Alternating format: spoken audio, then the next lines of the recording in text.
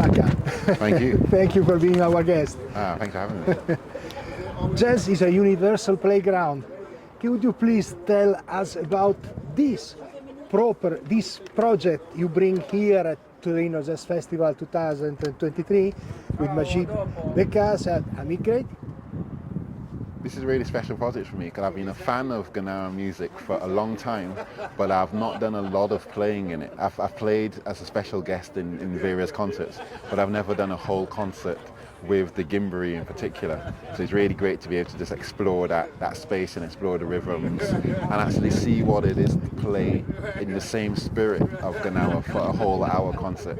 You know, it's going to be real exciting. Like for me just personally. Also, I was a big fan of the Pharoah Sanders album with Mamu Guinea, Trance of Seven Colours, and I've listened to that album so much.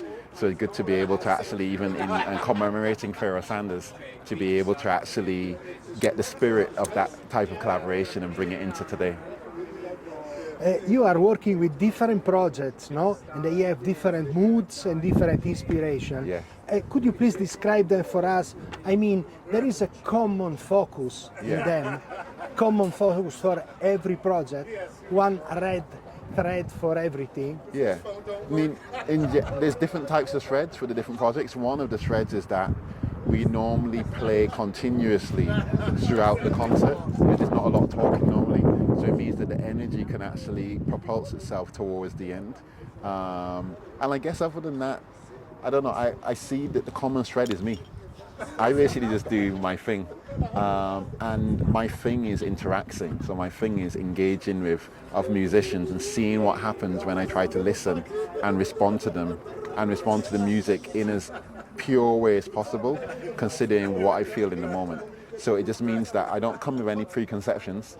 I just listen, and actually this is a good, I played with Charlie Hayden's Liberation Orchestra, and he came into the room after rehearsal and he was just like, guys, you're making this way too hard for yourself. All you need to do is listen and play from your heart, play whatever you feel. So that's how I try to approach all these different bands. Even though they're different musicians, different music, I listen to what's happening and just play what I feel, and it just works out, you know. And different musical scene all over the world are popping out, no? And making the proposal. Which have been the main characteristic and the creative sources of the London musical scene in which you start playing? I think the main characteristic is a respect and an acknowledgement for the American tradition, but a kind of irreverence towards it also, like a kind of disregard for keeping the rules as too restrictive, using the rules as a framework to jump off, and then including a lot of other influences on an equal term. You know, so it's more democratic in the music that we're pulling from. They might pull from Afrobeat, you might pull from punk, pull from American jazz. Just put it all into the pot and then see what music comes out. And jazz language is quickly evolving. It can be considered maybe more an approach, a discipline than a model or a style.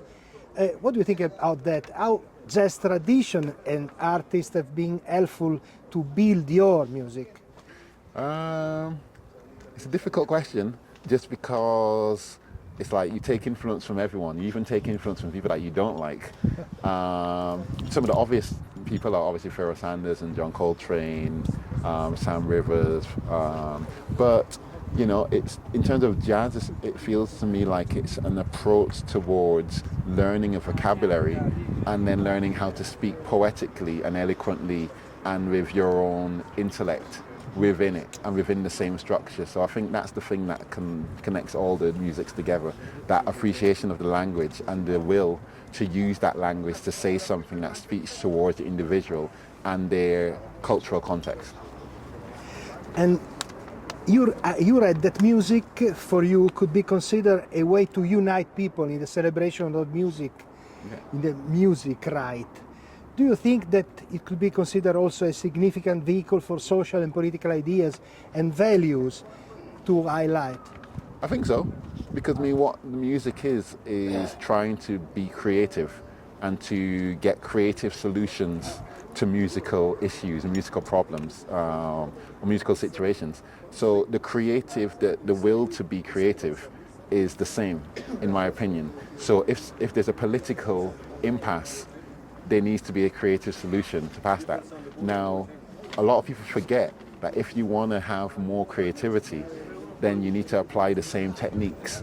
And part of those techniques is to allow yourself to ingest more creative stuff. So if I want to be more creative in music, I might read more writers that are stimulating.